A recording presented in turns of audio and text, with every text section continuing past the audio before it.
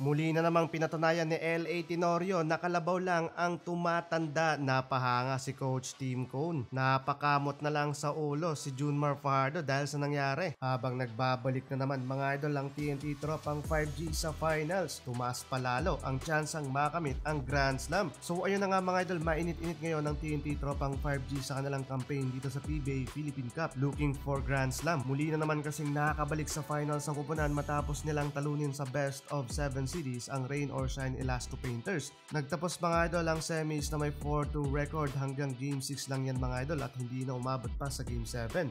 Sa pinakauling laban nila mga idol natambakan ng 8 points ang Ross. Final score 89-97. Talagang desidido mga idol ang TNT tropang 5G na makapagdagdag ng Grand Slam title sa kanilang prangkisa. Naging best player of the game nga dito mga idol ang kanilang sharpshooter na si Jordan Hedin. Kumamada lang naman siya mga idol ng 29 points, 3 rebounds and 4 assists while shooting 11 of 25 from the field. Partida mga idol, iniinda pa niya ang pananakit ng kanyang likod. First time mga idol, baka apak ni Jordan Hedin sa finals ng PBA matapos matrade ito ng 2 beses ngayong season.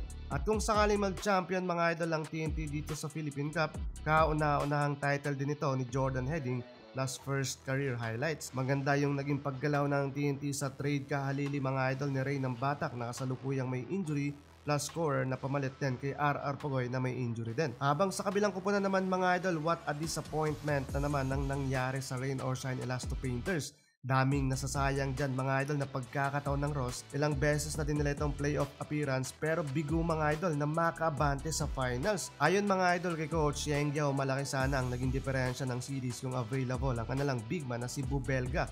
Pero problema din nila mga idol ang pag-collapse nila sa mga dying minutes ng mga laban katulad sa 4th quarter ng Game 6, nag-collapse ang kanilang opensa at depensa kung saan huge run ng TNT 14-2 run. Dahil sa kanilang pagka-eliminate sa conference para kay Yeng Yao, mananatili pa rin ang kanilang roster at hindi daw kailangan ng overhaul. Samantalang sa kabilang semis naman mga idol, Barangay Ginebra versus San Miguel Beermen, umabot na nga mga idol sa parehong do-or-die game ang series. Game 7 ngayong July 9. Pinatunayan mga idol ng SMC Group na hindi scripted ang nangyayaring serye sa kanilang dalawang powerhouse team. Kahapon nga mga idol, what a crazy ending ang nangyari. Grabe mga idol ang ginawa dyan ni LA Tenorio. Buzzer 3-pointer para makasurvive sa SMB.